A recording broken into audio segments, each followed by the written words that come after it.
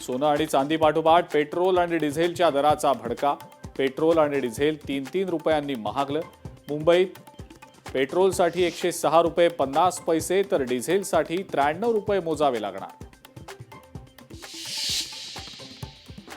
भाजप विरोधात लढण्याची वेळ आली तर एकत्र येण्याचा विचार होऊ शकतो.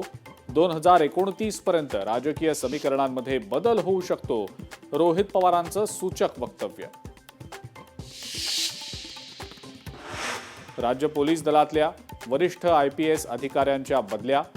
मुंबईसह पुणे आणि नाशिकमध्ये अनेक मोठ्या अधिकाऱ्यांच्या बदल्या. तेजस्वी सातपुते, प्रवीण मुंडे, राकेश ओलांसारख्या बड्या अधिकाऱ्यांची झाली बदली.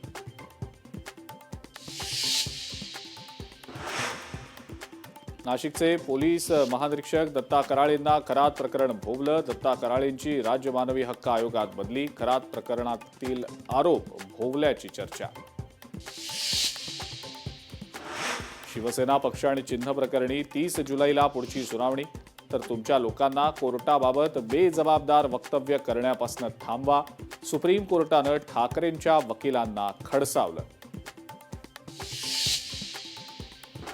राजू शेट्टींच्या नेतृत्वात कोकणातील आंबा आणि काजू उत्पादकांचा मुंबईत मोर्चा. आंदोलनाआधीच विनायक राऊत, राजू शेट्टी, महादेव जानकरांना पोलिसांनी घेतलं ताब्यात.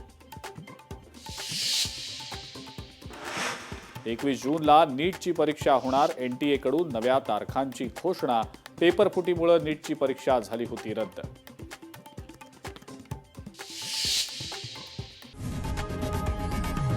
लोकशाही मराठी ऐका, पहा, जागरूक रहा.